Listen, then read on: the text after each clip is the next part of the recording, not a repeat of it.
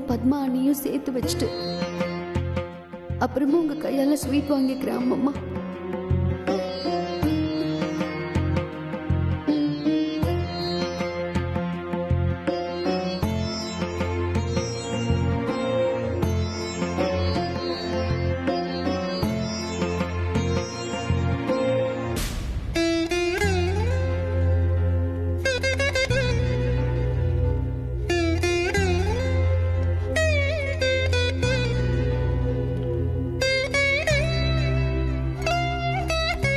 சாரதா, அம்மா எல்லாருக்கும் கூட. சரிங்கம்மா. வருஷா வருஷம் கார்த்திகை தீபத்துக்கு நம்ம வீடு முழுக்க நிறைய தீபங்கள் ஏத்தி நல்லா கொண்டாடுவோம். அதே மாதிரி இந்த வருஷமும் சிறப்பா கொண்டாடுவோம். அதுக்காக எல்லாருக்கும் கிஃப்ட்ஸ் வாங்கிட்டு வந்திருக்கேன். டிரைவர், எல்லா பாக்ஸ் மேலயும் பேர் போட்டிருக்கேன், எடுத்துட்டு வாங்க.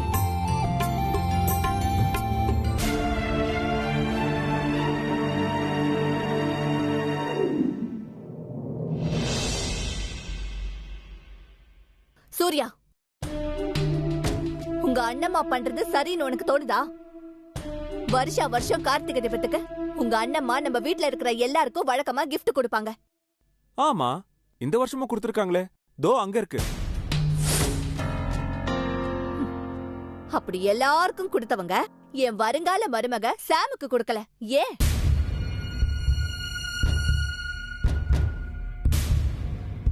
மா, சாம் இந்த வீட்டுக்கு புதுசா வந்திருக்கா. அவங்க மைண்ட்ல அவ இருந்திருக்க மாட்டா. ஏதோ ஒரு வேலையில மறந்துருப்பாங்க. இதுல என்னமா இருக்கு? உங்க அண்ணம்மாக்கு ஞாபக மறதி எல்லாம் ஒண்ணும் இல்ல, வேணும்னே தான் வாங்கிட்டு வரல. அவங்க நம்ம குடும்பத்துல இருக்கிறவங்களுக்கு மட்டும் வாங்கி கொடுத்திருந்தா நீ சொல்றது ஓகே. புதுசா வந்திருக்க பொண்ணு அதனால மறந்துட்டாங்கன்னு சொல்லலாம். ஆனா இந்த வீட்ல வேலை செய்யற சரண்யா, டிரைவரு, சரி சாரதாவ விடு. மத்த 2 பேருக்கு வாங்கி கொடுத்தாங்களே, அதுக்கு என்னடா சொல்ற? சரண்யாவும் டிரைவரும் நம்ம குடும்பத்துல ஒரு ஆளுங்கன்னு சொல்றியா? இல்ல சாம் அந்த லிஸ்ட்ல கூட இல்லன்றியா?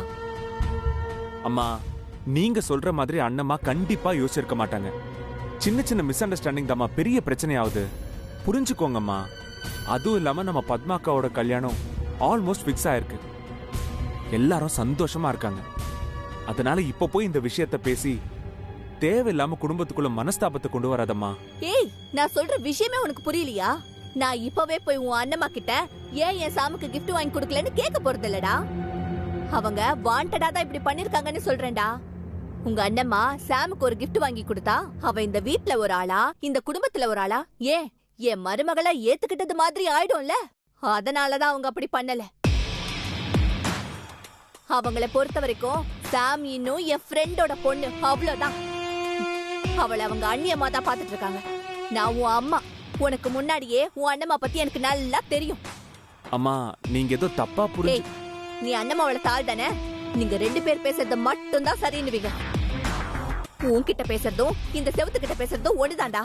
உன்கிட்ட வந்து பேச வந்த பாரு, என்ன சொல்லணும்?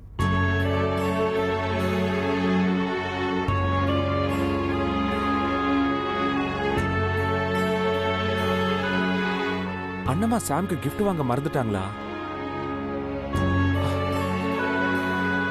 இல்ல அம்மா சொன்ன மாதிரி சாம் இன்னும் இந்த வீட்ல ஒருத்தியா அவங்க ஏத்துக்கலையா?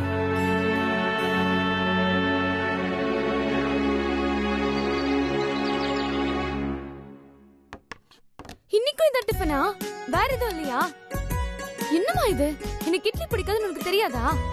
உப்புமா பண்ண சொல்லிருக்கேன், உப்புமா சாப்பிடு. ஐயோ அம்மா, போதும்மா, எனக்கு பாஸ்தா தான் வேணும். நம்ம வீட்டாளுங்க இட்லி, தோசை, உப்புமா இத தாண்ட மாட்டேங்கிறாங்க. ஏதோ ஒரு படத்துல வடிவேல் கேக்குற மாதிரி சிக்கா மக்கா, சிக்கன் ரோல் இதெல்லாம் பண்ணா நல்லாதான் இருக்கும். கிண்டல் பண்ணாதம்மா. எனக்கு பிரெட் டோஸ்ட் பண்ணி கொடு, நான் ஜாம் வச்சு சாப்பிட்டுக்கிறேன். ஏய், பிரெட் நாளைக்கு பண்ணி தரேன்டி. இப்போ நீ இத சாப்பிடு. கிச்சடியில நெய் ஊத்தி முந்திரி பருப்பு போட்டு பண்ணிருக்கேன், ஸ்பெஷலா இருக்கும். வைக்கவா? உப்புமா என்னமா ஸ்பெஷல்? சும்மா ரெடி. கொத்த வந்துட்டாங்க, சாப்பிடு.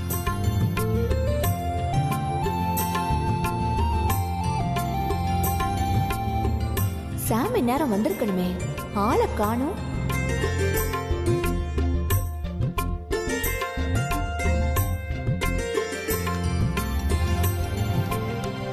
சாப்பிடு பத்மா.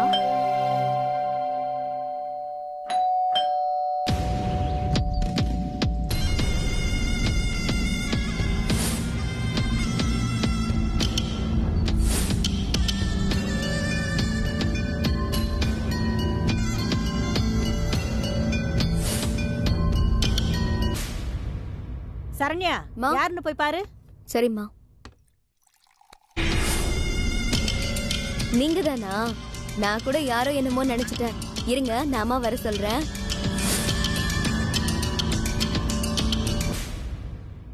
மா, உங்க வருங்கால மாப்பிள்ள வந்திருக்காரு.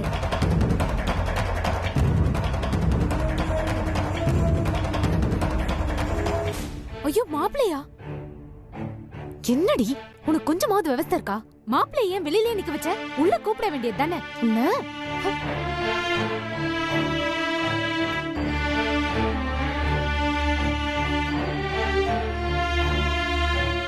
ஏன்பா இன்னைக்கு மாப்பிள்ளை டிஃபனுக்கு எதுக்காவது கூப்பிட்டீங்களா? அம்மா, நான் கூப்பிடலம்மா. உங்க அனுமதி இல்லாம நான் எப்படிமா கூப்பிடுவேன்? ஒருவேளை ராஜு கூப்பிட்டாலோ என்னமோம்மா. சரி வந்துட்டாரு, அதுக்குன்னு ராஜு ஏன் இப்படி பண்றா? அத்தை, அபூர்வமான மாப்பிள்ள அக்காக்கு கிடைச்சிருக்காரு. அவரை விட்டுறக்கூடாது இல்லையா? அதான்.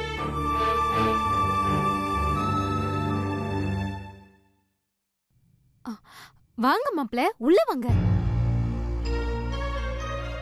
சாரி மாப்பிள்ள, அவ உங்களை வெளியிலே நிக்க வச்சிட்டா. பரவாயில்லைங்க. என்ன மாப்பிள்ள திடீர்னு சர்ப்ரைஸா வந்திருக்கீங்க? பத்மாவை பார்க்கவா?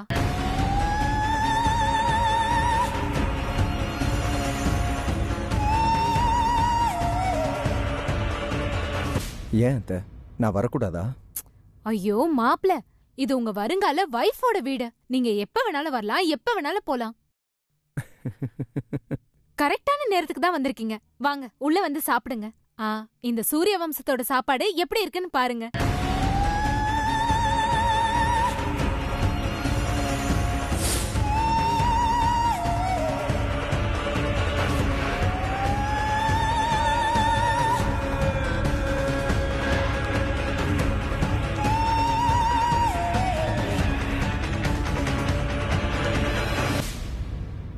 சரண்யா, அந்த வெள்ளை டம்ளர் தட்டெல்லாம் எடுத்துட்டு வா. சரிங்கம்மா.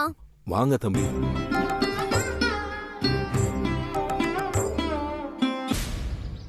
இவன் தான் மாப்பிள்ளையா? என்ன இவன் குடுகுடுப்பக்காரன் மாதிரி ஆளுங்களே இல்லாத நேரம் பார்த்து வீட்டுக்குள்ள வரான்? இந்த லூசங்களாம் அவனை நடுகால உட்கார வச்சு விருந்து கொடுக்குதுங்க. முதல்ல இவன் யாருன்னு கண்டுபிடிக்கணும். கண்டுபிடிக்கிறேன், அப்புறம் வச்சுக்கிறேன் கச்சேரியை.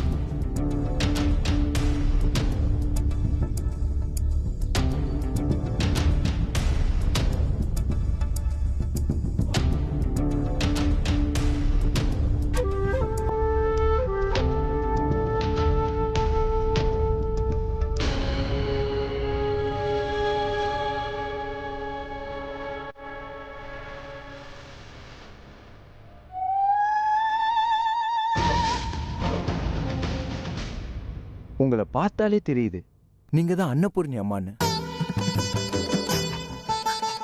உங்க ஃபேஸ்ல அந்த தேஜஸ் தெரியுது.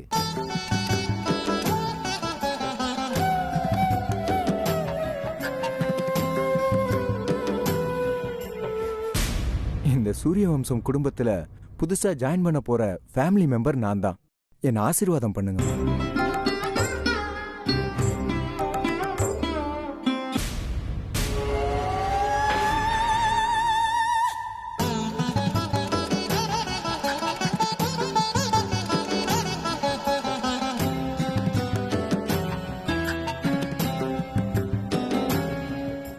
நல்லா இருக்கு தம்பி.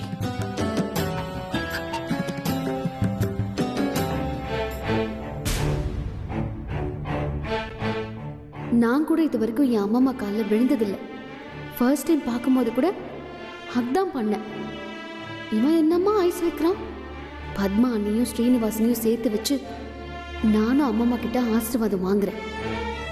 இருடா இரு.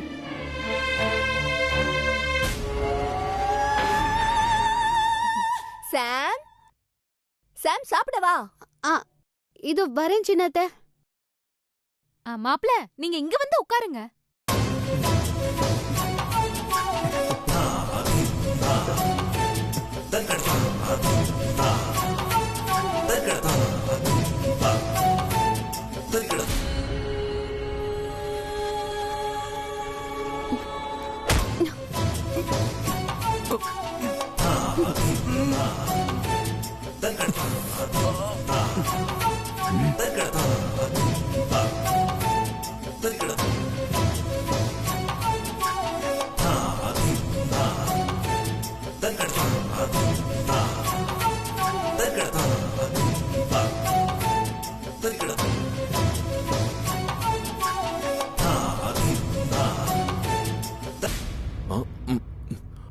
தம்பி, ஆ.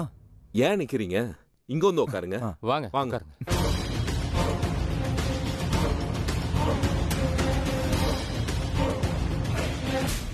எந்திரி.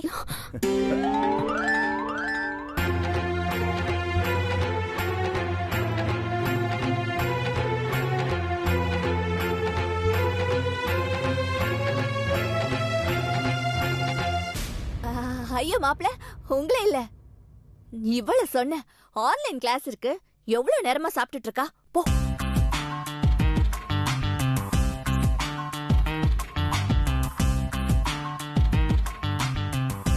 போறல பாரு.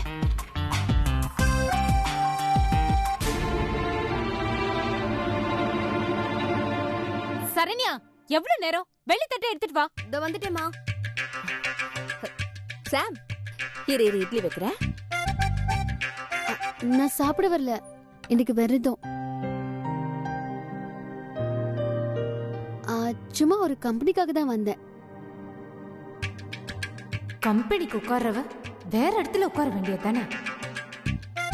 மா, இந்தாங்க.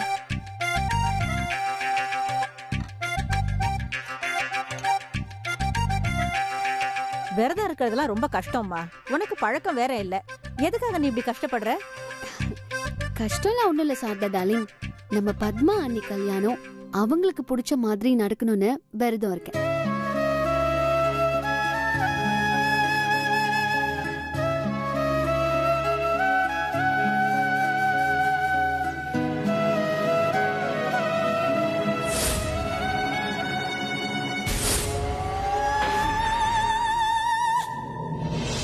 இன்னைக்கு மட்டும் இல்ல, ஒவ்வொரு வெள்ளிக்கிழமையும் விரதம் இருந்து வீட்டுல விளக்கேத்தி கால்ல செருப்பு கூட போடாம நடந்தோம்னா அது நம்ம மனசுக்கு ஒரு பெரிய பலத்தை கொடுக்கும்.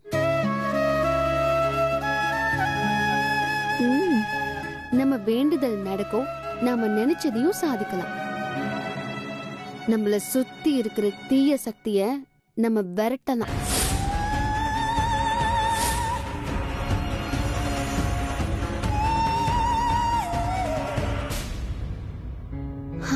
அப்படின்னு எங்க அம்மா சொல்லிருக்காங்க. சோ இன்னில இருந்து எனக்கு நான்வெஜ் வேண்டாம். என் தங்கம், என் மருமகளுக்கு இந்த குடும்பத்து மேலயும் பத்மா ஓ மேலயும் எவ்வளவு அக்கறை பாத்தீங்களா? அவளே அவளை கஷ்டப்படுத்திக்கிட்டு அசைவம் சாப்பிடாம கால்ல செருப்பு இல்லாம, அப்பப்பா, நம்ம யாருக்கும் தோணாத விஷயம் அமெரிக்கால பிறந்து வளர்ந்த ஏன் மருமகளுக்கு தோணி இருக்கு. ஆமா, இந்த நடிப்புக்கு ஒன்னும் குறைச்சல் இல்ல.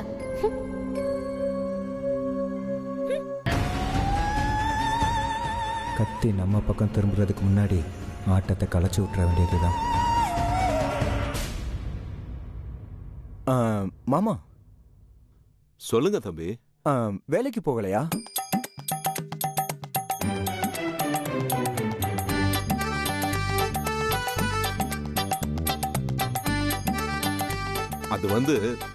அது வந்து மாப்பிள, அவருக்கு வயிறு சரியில்லை, லூஸ் மோஷன். ஓ,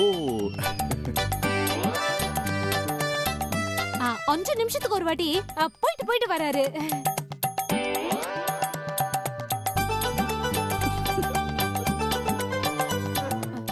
என்னங்க? அதான் 5 நிமிஷம் ஆயிடுச்சுல்ல.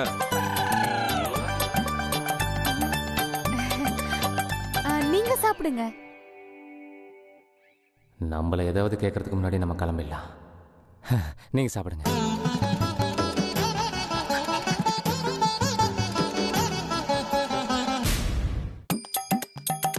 இந்த ராஜுக்கு கொஞ்சம் கூட அறிவுங்கிறதே கிடையாது. ஆமா, யாரு முன்னாடி எப்படி பேசணும்ன்ற அறிவு கூடவா இல்ல? அதுவும் மாப்பிள்ளன்னு சொல்லிக்கிட்டு வீட்டுக்கு ஒருத்தன் வந்திருக்கானே, அவ முன்னாடி அப்படி சொல்லுவா? ஏன் அவளுக்கு வேற ரீசனே கிடைக்கலையா? நான் லூஸ் மோஷன் போறேனாமே, லூஸ் மோஷனு, அதுவும் 5 நிமிஷத்துக்கு ஒரு வாட்டி பாத்ரூமுக்கு போயிட்டு வரேனா?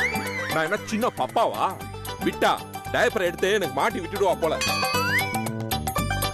இந்த பையன் வரான்னு மட்டும் தெரிஞ்சிருந்தா இந்த ரூமை விட்டு வெளியில வந்திருக்க மாட்டேன்.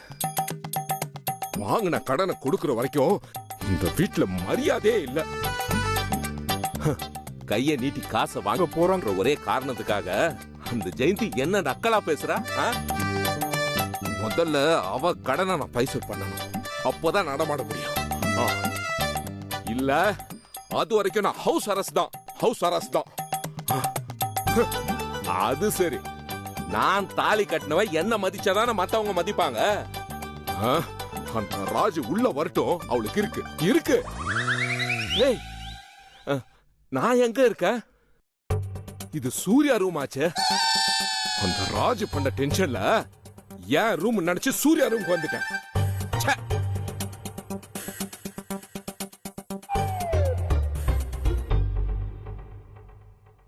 உங்களை பத்தி விவரங்களை பசங்க சொன்னாங்க. ஆமா, எங்க செட்டில் ஆக போறீங்க? இந்தியாவா, சிங்கப்பூரா?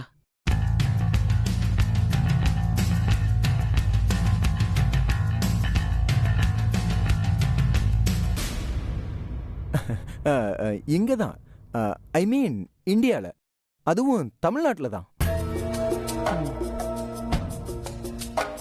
ஸோ அதனால தான் தமிழ்நாட்டில் பொண்ணு பார்த்து கல்யாணம் பண்ணி இங்கே செட்டில் ஆகலான்னு முடிவு பண்ணியிருக்கேன்.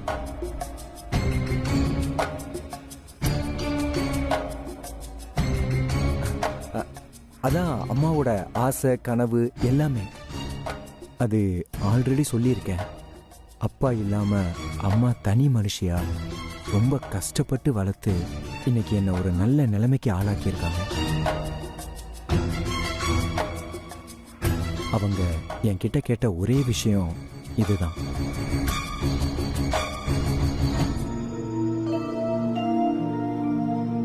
ஒரு மகனா நான் இத கூட பண்ணலைன்னா எப்படி?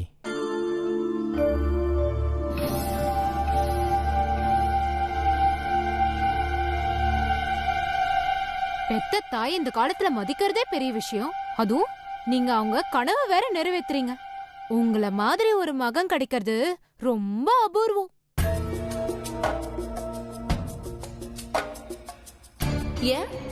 என் மகன் சூர்யா இல்லையா? அவனும் தான் என் அமெரிக்கா கனவை நிறைவேற்றிருக்கான். நீங்க இங்க வந்து செட்டில் ஆகி என்ன பண்ண போறீங்க?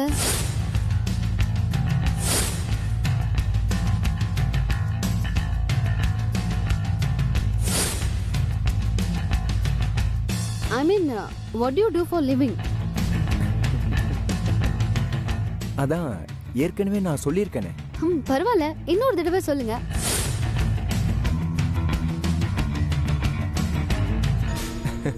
அது வேற ஒண்ணும் இல்ல, இம்போர்ட் எக்ஸ்போர்ட் பிசினஸ்.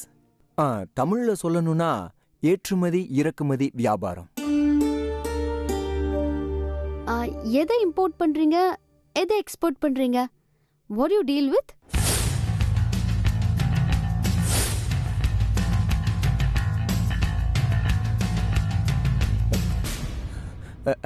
அது ஏலக்காய், கிராம்பு, ஆர்கானிக் ப்ராடக்ட்ஸ். இயர்லி எவ்வளவு டர்ன் ஓவர் ஆகுது?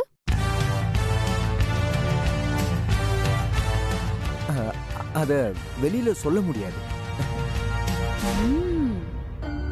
என்ன இவ ஆபீசர் மாதிரி மாப்பிள்ளை கேள்விக்கு மேல கேள்வி கேக்குறா? டாபிக் சேஞ்ச் பண்ணி முதல்ல இவளை எப்படியாவது வெளியில கடப்பணுமே.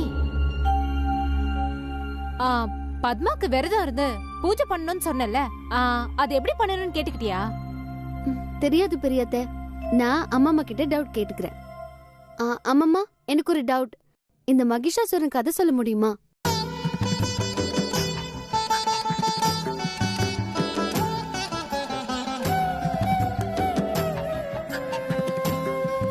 மகிஷாசுரன் அரக்கர்களோட தலைவனா இருந்தான். அவன் கடவுள்கிட்ட வரம் வாங்கறதுக்காக பல வருஷங்கள் தவம் இருந்தான். கால்ல எறும்பு புத்தே முளைச்சிருச்சு. அவனோட தவத்தை பார்த்த கடவுள் நேர்ல வந்து உனக்கு என்ன வரம் வேணும் கேளுன்னு சொன்னாரா. 3 லோகத்துல இருக்கிற ஆண்கள் யாரும் என்ன அழிக்க கூடாதுன்னு வரம் வாங்கிட்டானா. அதுக்கப்புறம்தான் அவனோட அராஜகமே ஆரம்பிச்சது. யாராலையுமே அவனை அழிக்கவே முடியல.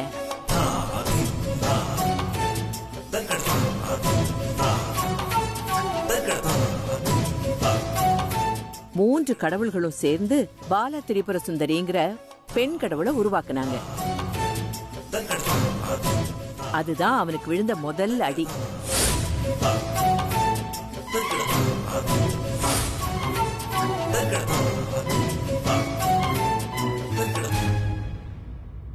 அவன் வரம் வாங்குறப்போ பெண்களை கணக்கிலேயே சேர்க்கல.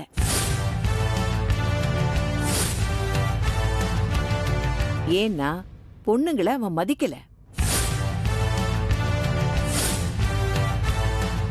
அதனாலதான் பாலா திரிபுர சுந்தரிங்கிற காளிதான் யாராலும் அழிக்க முடியாத அரக்கனையே அழிச்சா.